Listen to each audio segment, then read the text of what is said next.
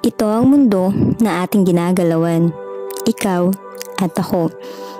Ang mundo ay may perpektong temperatura upang panatiling buhay at masaya ang lahat ng mga nilalang na nabubuhay.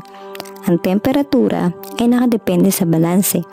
Ang init mula sa araw ay pumupunta sa mundo upang painitin ito at ito'y bumabalik sa kalawakan upang gawing malamig ang mundo. Kapag nawawala ang balanseng ito, nagbabago ang klima. Ang klima ng mundo ay nagbago na ng maraming beses sa mahabang panahon. Ito ay tinatawag na natural climate change. Ito ay sanhi ng mga pagsabog ng bulkan, pagbabago sa enerhiya ng araw, at mga pagbabago sa orbit ng mundo. Ngunit ngayon, ang pagbabago ng klima ay nangyayari ng mas mabilis. Ang mga pagbabagong ito ay nagpapahirap sa buhay ng mga halaman, hayop, at tao sa buong mundo. Ang pinakamalaking dahilan ng pagbabago ng klima ay ang mga gawain ng tao, kasama na ikaw at ako. Nagsimula ito noong 1700s nang magsimulang magtayo ang mga tao na mas marami pang bagay. Sinusunog natin ang uling para makagawa ng kuryente. Sinusunog natin ang langis para magpatakbo ng sasakyan at eroplano. Gumagamit tayo ng mga kemikal para gumawa ng bagay. Nagpuputol tayo ng maraming puno. Sinisira ang gubat upang matayo ng mga lungsod o sakahan. Sinusunog natin ang gas para magluto ng pagkain. Nagtatapon tayo ng maraming basura. Lahat ng mga bagay na ito ay nagpapalabas ng greenhouse gases. Ang greenhouse gases ay nagpapainit sa mundo. Hinihigop nito ang init mula sa araw. Ang mga gas na ito ay parang isang kumot na bumabalot sa mundo.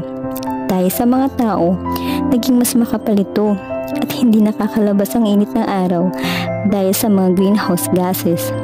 Kapag ang tao ay naiinitan, ito'y pinagpapawisan at minsan nahihilo pa. Isipin mo ang mundo. Dahil mas mainit, natutunaw na ang mga glacier at mga yelo ng mas mabilis. Lalong lumalakas ang mga bagyo. May mga lugar na nagiging mas tuyo.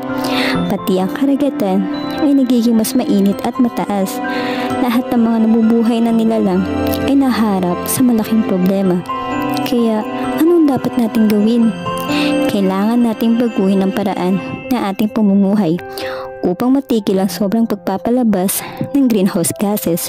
Sa ganitong paraan, babalik sa normal ang kumot ng mundo.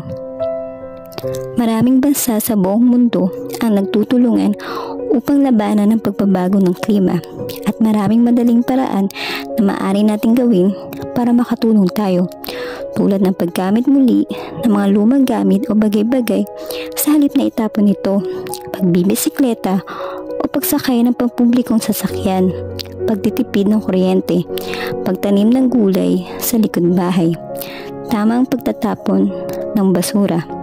Ikaw at ako, maaari tayong gumawa ng pagbabago.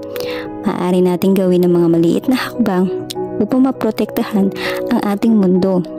Kaya nating labanan ang pagbabago ng klima. Ikaw at ako, kaya natin ito. Nasa ating mga kamay ang kinabukasan ng mundo, ang ating tahanan.